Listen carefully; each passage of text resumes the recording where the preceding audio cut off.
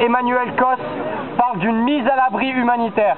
Ce sont pourtant des milliers de policiers armés de façon militaire qui sont en train d'expulser 10 000 habitants et habitantes en vue de les déporter aux quatre coins de la France. La fermeture de la frontière à Calais a créé le regroupement de milliers d'exilés qui étaient en route vers l'Angleterre, où ces femmes, hommes et mineurs souhaitent demander l'asile et ou rejoindre des proches. Malgré plusieurs vagues d'expulsions, par exemple Sangatte en 2002, Calais en 2015, plusieurs milliers de personnes ont continué à se rassembler à Calais dans un des rares espaces dans lesquels elles et ils pouvaient échanger, s'informer et s'organiser de manière collective. Ce sont ces tentatives d'organisation collective que l'État français veut détruire et empêcher. Ce qui manque pour accueillir les réfugiés, ce ne sont pas les moyens mais la volonté politique. Le gouvernement tente de gagner des points dans les sondages en réalisant une opération de communication politique sur le dos de 10 000 personnes vivant dans le bidonville de Calais.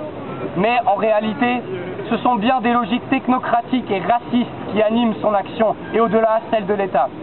En déportant massivement des populations qui n'ont jamais la parole, en leur refusant la possibilité de s'organiser, y compris politiquement, pour se défendre face à la police, à ces rafles et à la destruction systématique de leurs biens, le gouvernement organise l'invisibilisation de leur existence collective.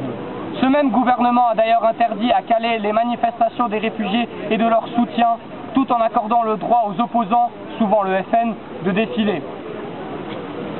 Tant que l'État français niera les droits des peuples du monde en organisant des interventions impérialistes, économiques et militaires, particulièrement en Afrique et au Proche-Orient, nous continuerons d'assister à l'intérieur de nos frontières aux mêmes logiques qui relèvent du racisme d'État et dont la version islamophobe menace aujourd'hui l'existence de millions de personnes.